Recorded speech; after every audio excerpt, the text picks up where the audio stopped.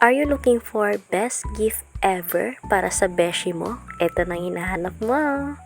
Good day everyone, it's me again, Joy, and Joy for watching. Ngayong araw na to, samahan nyo ako mag-bookbind gamit ang ating hot melt machine.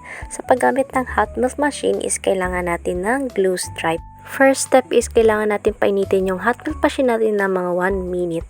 And then next, ipa-place na natin siya sa ating hot plate. And then pagkatapos natin sa hot plate, tutunog yan siya. Ting! Ganyan, something. So yun, pag wasa tumulog na yung ating hot melt machine is ililipat na natin siya sa cooling area. And next, nakapag-print na pala ako ng printable design natin at nalagyan ko na rin ng photograph. At gagamit tayo ng chipboard. At saka yung na-print ko pala na printable is sticker po siya para mabilis lang natin matikit sa chipboard. And then next is ikakat lang natin yung sides. Actually is normal ruler lang yung ginamit natin ngayon. Meron pong ruler guide na ginagamit pag once na magbo-bookbind tayo. Soon makakabili rin tayo ng ganon. And then ifo-fold lang natin yung excess na design gamit ang ating squeegee.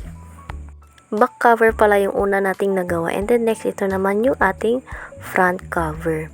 Actually, first time kong gumawa ng ganitong bookbind.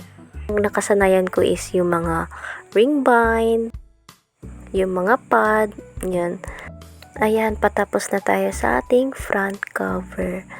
Gagamitan lang natin ng squeegee para ma-fold natin ng maayos yung excess design.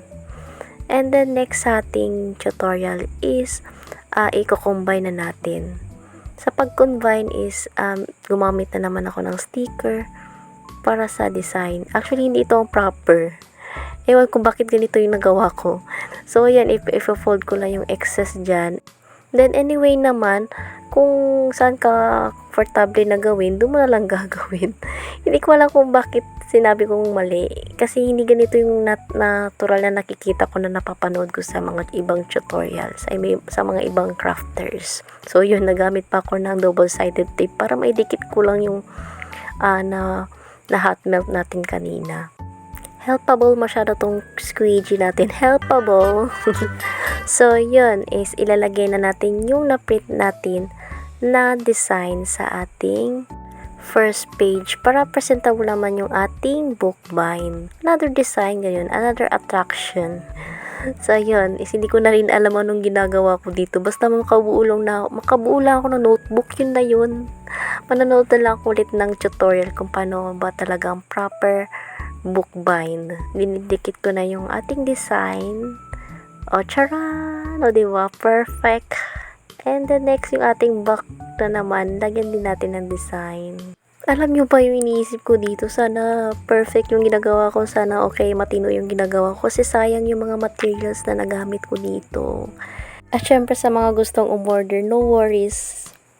Pagka second time ko na is perfect na po yung gawa ko.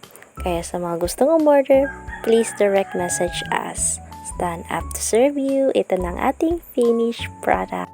Actually, gift ko to sa aking best friend, classmate ko sa masteral degree dahil birth month niya this month. Hope to see you sa aking next video. Thank you for watching. Don't forget to react, comment, share, and follow me.